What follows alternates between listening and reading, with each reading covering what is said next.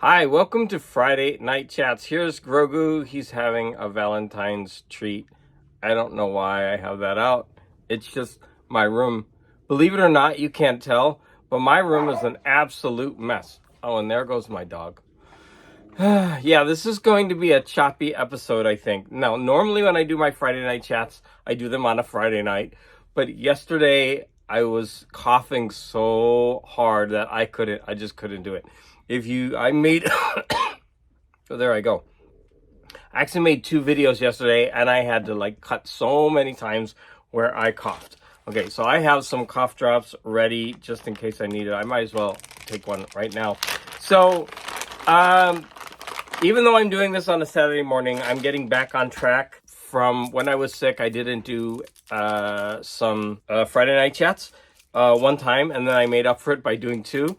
And so now I'm doing this one, and I'm getting caught up. Now, somewhere around here, I have a list of items. I hope I didn't leave it somewhere off camera. Oh, yeah, I did. There it is. So I have my list so I don't forget. I covered a lot this week, but I'm going to start with comics. Okay, so I got a comic book haul, so I want to go over that.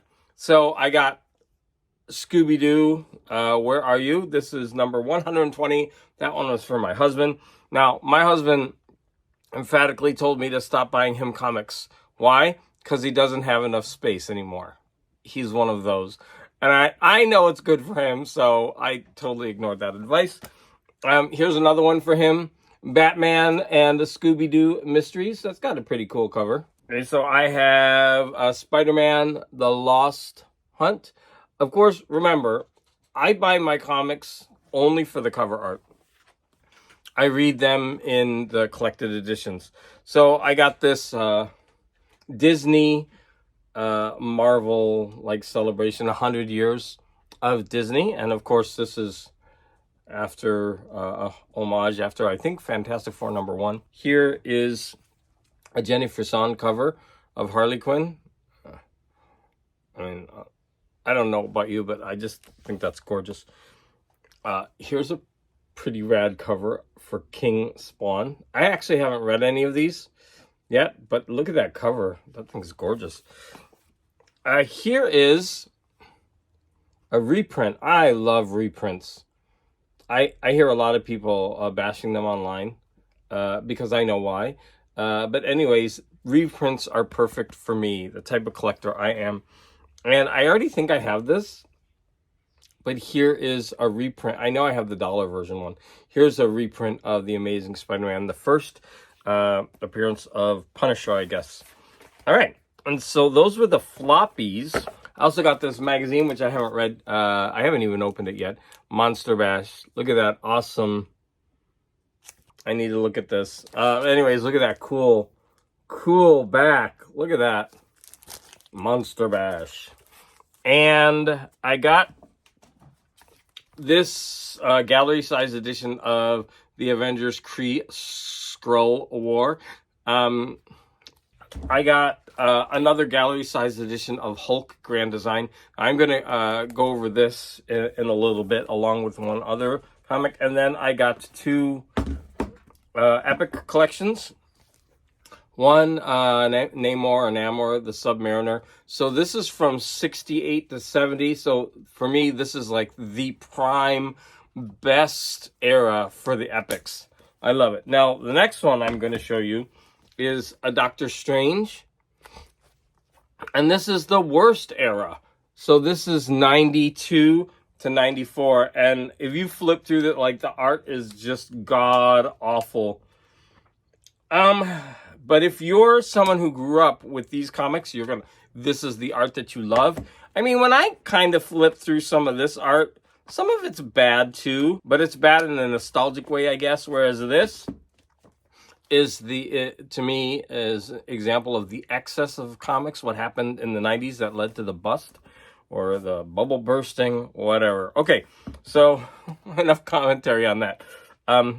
So 2 more Epic collections that I have. So today I want to look at 2 comics that I promised. One is I'm continuing my read of the Tom King run, like I did Strange Adventures, and I did like 3 or 4 of them, right, recently.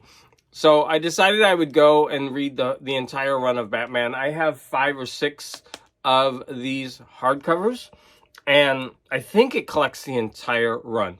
Now, I had that lofty design, but I only read this one.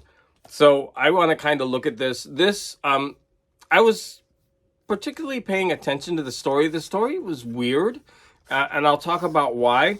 And it definitely has some kind of Tom King isms that other people have pointed out with dialogue, and I noticed it.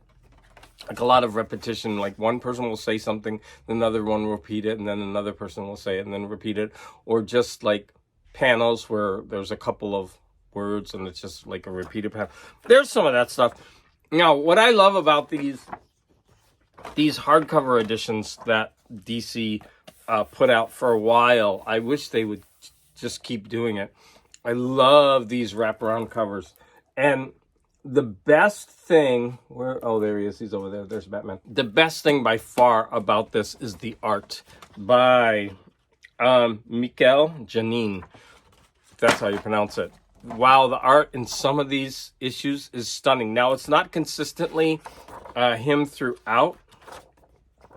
Now, there's kind of, in this comic, like I'll show you an example, like the art is just really, really nice to look at. There are other ones. So basically, this comic is set up in like 3 parts. First, there's the story of 2 new heroes that come to Gotham.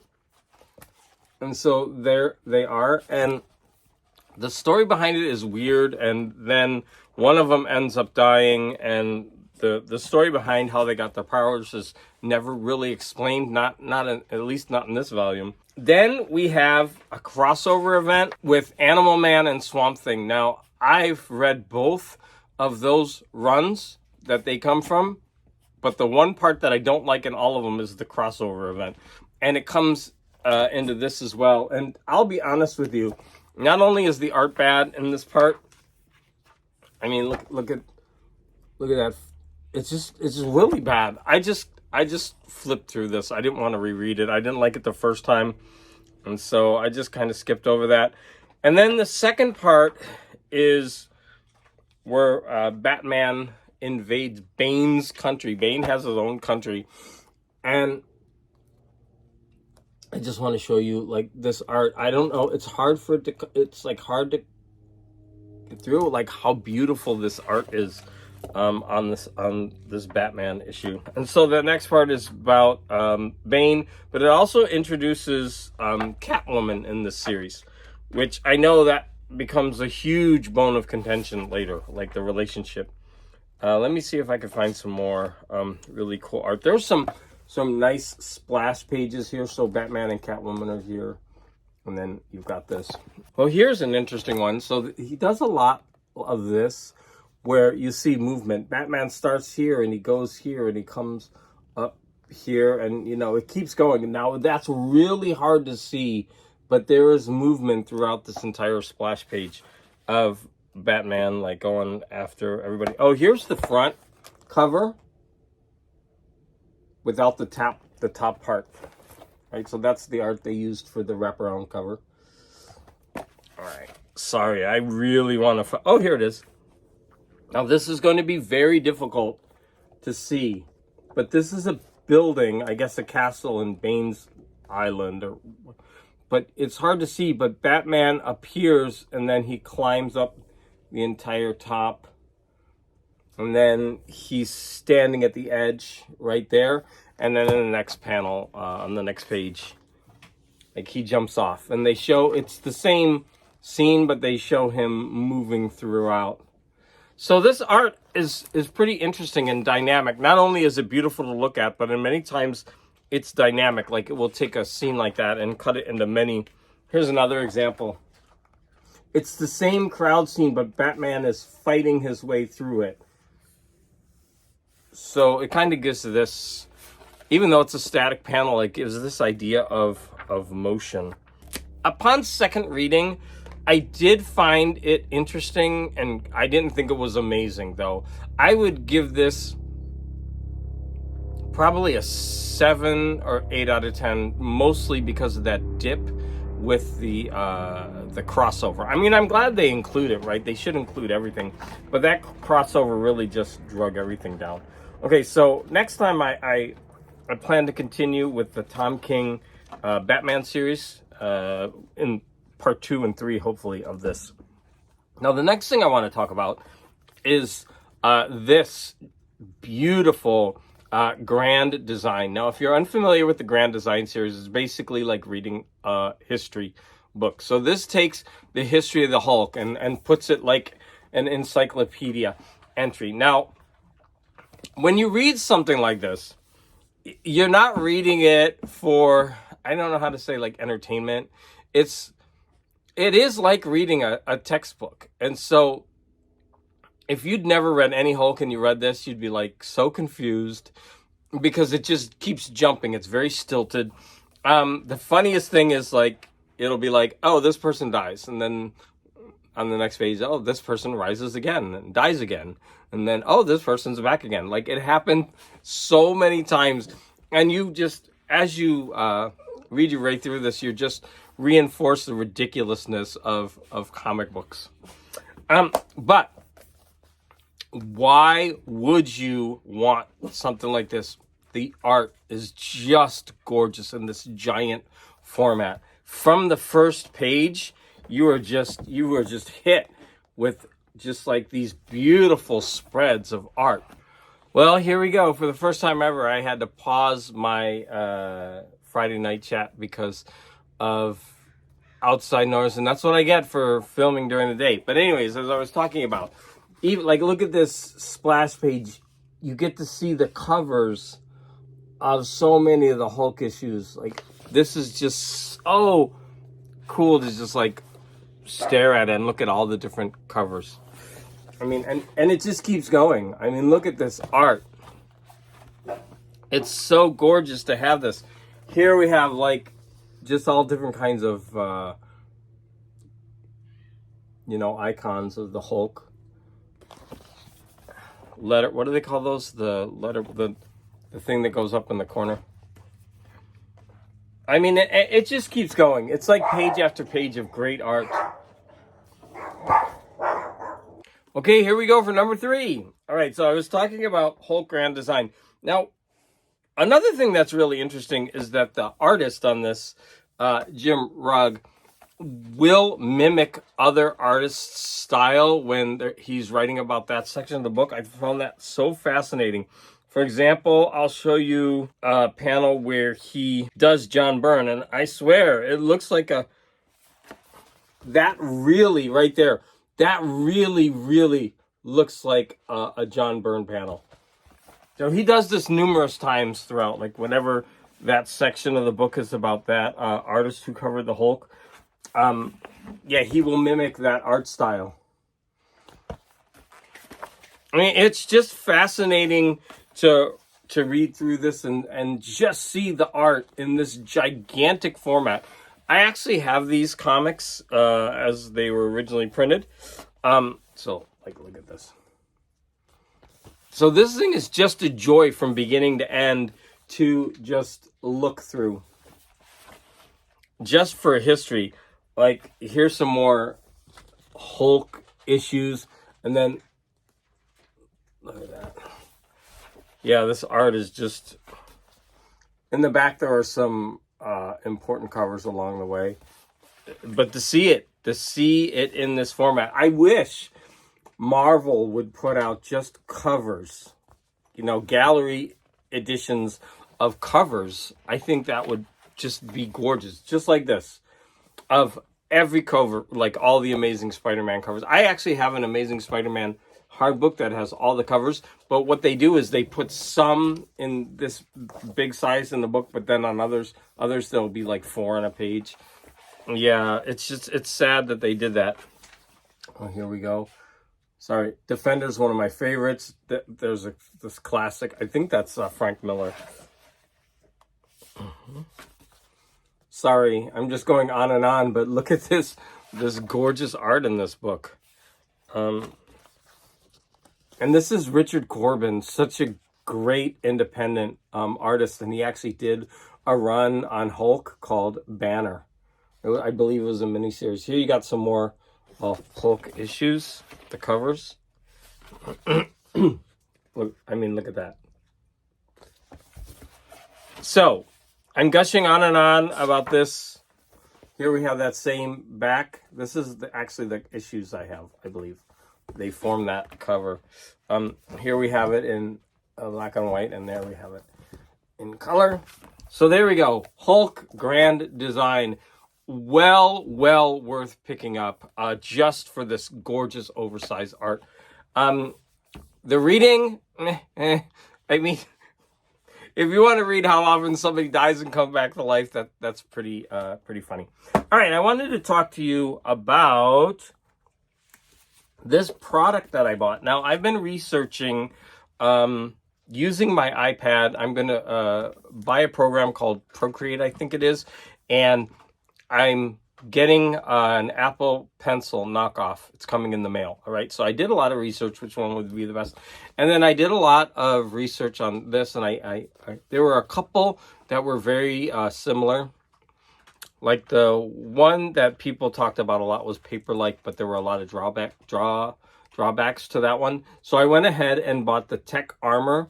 And as I showed it in the other video, let me pull my iPad off. So it does help with glare and fingerprints, and the texture of it is really nice. Now, the reason I got it was mostly because it's going to work really well with that pen, the Apple Pencil that I bought, which is going to be a knockoff. Now, as soon as I get that, I will feature that in my next week video. Okay, what is next? Music. All right, so this last week, I ordered some more of these albums, and I think I did it over 2 weeks, but they arrived. So I got these two, right? So this is Donna Summer. She works hard for the money. Remember, these are like vinyl replicas, so when you open them up, they actually have the replica of the inner sleeve, and then the CD itself looks like a vinyl. So there you go. It looks like a 45. You know, the one thing that these lack are extras, which the Japanese versions often have extras. This is from a company called Culture Factory, and I'm totally into these right now. Another one that I got is, this is as you would expect, right? It's very pop. I'm not going to say that this is a must buy for anyone. But if you're a fan of Donna Summer, or a completist, you definitely need to have this. And it had the big hit. But yeah, some of these songs are hard to get through. Next. Oh, my dogs are playing. Let them play. Okay. I bought this Rare Earth. And with this cover, I was kind of like, eh. And here is the inner sleeve. This one's actually in my CD player right now. Now, this one, the guy's voice, I think sounds a lot like Ray Charles or somebody like that. Now, I'm still listening to this. I'm still in the initial stages of listening to this, but it's a really nice recording. Okay, so I bought two more, and they came in the mail from somebody. Now, I think I bought them, and they were both listed as new. So this one came, and I took off the OB. I took off the plastic. And this album is called The Flaming Groovies Teenage Head. This is a very strange album. So basically what it tries to do is every song is trying to sound like a different type of rock and roll song. Now, I've come across albums like that before, and this is highly rated on AllMusic. And it's not bad, but it just seems so weird. Like every song, like one of them sounds exactly like a Rolling Stones song, for example. It goes through different types of genres of rock and roll at the time.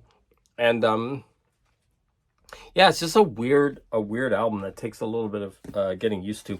And finally, I got this John Cale. Now, I was so disappointed because I bought this. It was listed as new, and it came, and look at it. It is trashed. Like, look at this. Even the thing is all messed up. Now, of course, I wrote to the people and I said, look, it was $10. I'm not going to fight you over this, but there's absolutely no way that this was new. It was wrapped up, brand new, like wrapped completely in plastic. But how could this be brand new and wrapped in plastic? They had to have rewrapped it. And I told him, look, I'm not going to fight you on this. It's $10. It's not. But listen, there's something wrong with your quality control, or are you doing this on purpose? Like, look at this. This is how it came. I'm like, and I'm sorry, it didn't happen in shipping because these two came together in the same package. And this one is absolutely new and beautiful. And they wrote me back. They said, oh, it wasn't intentional. It must have happened in the factory, blah, blah, blah. Whatever. Okay. When you're dealing with sellers, sometimes you take a chance, and most of the time they come through. But as a new kind of collection that I'm getting, it was just so sad to get some trash like this in the mail. When if you're starting a new collection, you want it to look nice. Now, if you're buying it used, I get it. A little bit of scuffing is fine if that's what you're paying for. So, anyways, enough complaining about that. I'm sorry. Okay, so what's next on the list? So that's the music. I wanted to prepare a little bit, but I've been talking about this for all week. So two pretty famous people died. Now, they're not like super, super famous, but the first was the actor Topol. And Topol is very famous, especially for doing the role of Tevye for Fiddler on the Roof in the film version. And I mean, it's such an iconic role and such an iconic actor, such a great movie. Like I said, I had the opportunity to see him do it live when in Cleveland, like so many, many years ago. So I'm going to take a sip. You got to admit, my cough is much better today. So hopefully it'll keep going. And so my husband and I had decided to rewatch Fiddler just as a tribute to him. But then we both got, speak of the devil, but then we both got sick. So we put that on a hiatus. Another person that died was the Nobel Prize winning author, Kenzaburo Oe.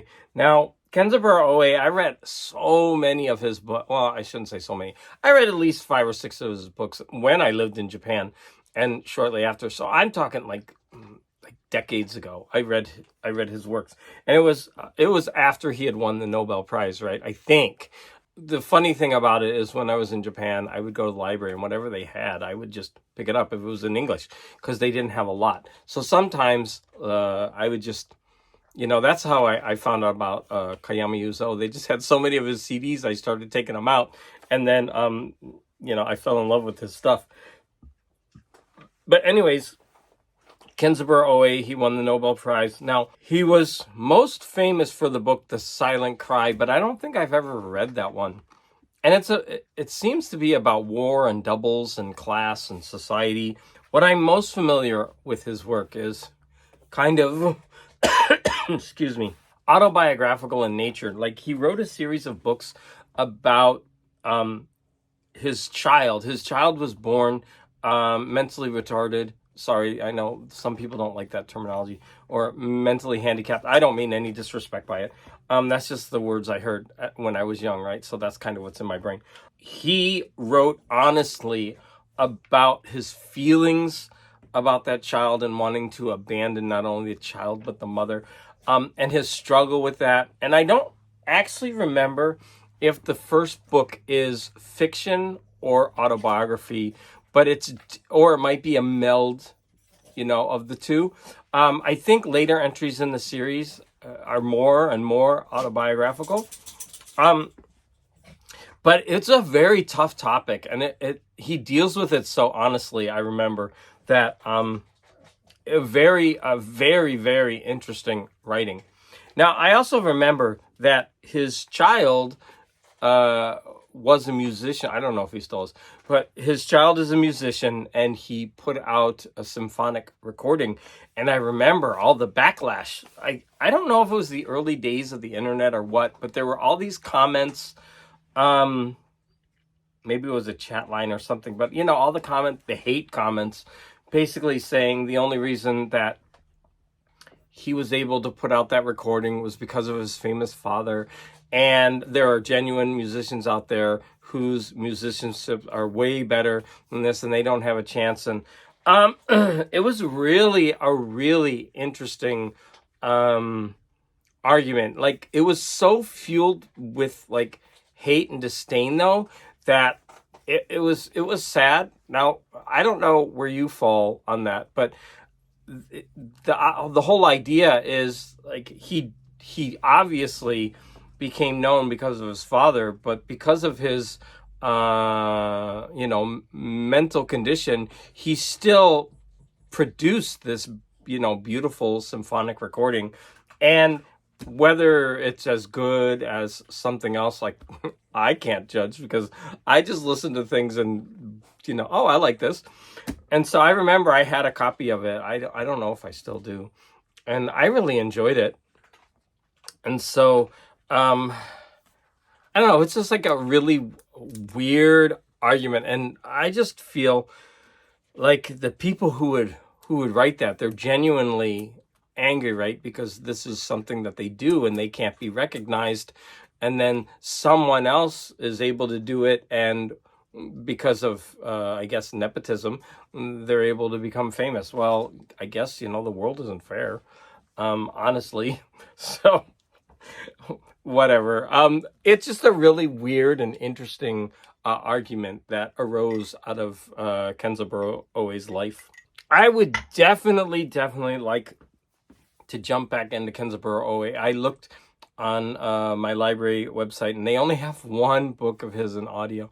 And I'm like, oh, what a shame, right? So anyways, Kenzaburo Oe is going to be missed.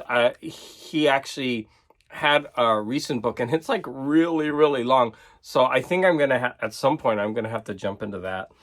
And then I think the last thing that I want to talk about today is on Bill Maher, there was the idea of trigger warnings in college campuses. Now, I thought this was really, really interesting. So I'm in the field of education, and just in the 20 years that I've been teaching, I've seen how it changed when it comes with language. Like, there's so many things that you cannot say in the classroom or you will get in trouble. For example, I remember a long time ago, a teacher said to a student, save the drama for your mama. And the teacher got in a lot of trouble.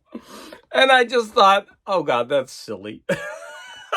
But the teacher got in trouble for saying that to a student. Like, there are so many things that you can't say. Teachers have to censor their language on college campuses to the point where they're like, they can't even teach their curriculums in many instances. So, for example, trying to teach a history class, and constantly having to say, oh, trigger warning, if you mention like slavery, or, oh, trigger warning, sorry, I said the word slavery.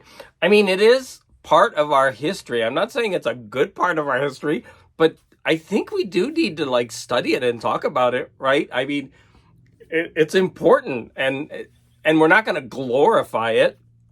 We're going to treat it for what it was and make sure that kind of thing doesn't happen again, right? So that's part of the education process.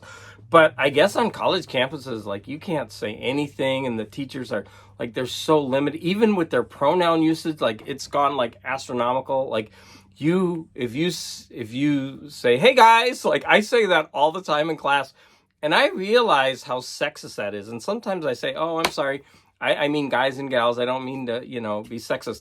I say that once in a while, but it's more as kind of like the limited use of our language, right? But we're so set in the ways that we say things. And it really is sexist. If I say, hey guys, you really are kind of leaving out like a segment of the population, even though you don't mean to. Back to the trigger warnings. They want on college campuses, I guess, a trigger warning for trigger warnings. Now,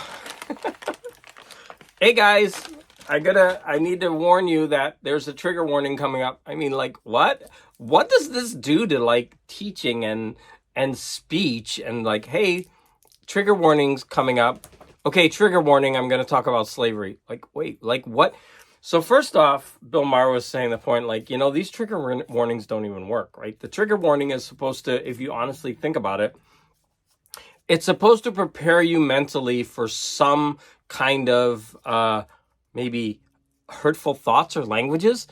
But now you have your mind is preparing to dwell on something negative. It's like you're preparing yourself to dwell on something negative. I don't think rarely does anybody who says trigger warning, do they get up and run out of the room, right? I think that's more what a trigger warning should be. It's like, oh, okay, I get it at the beginning of a movie. Hey, there's going to be some very disturbing images in this movie. Well, hey, then you have the opportunity of not watching it from the beginning.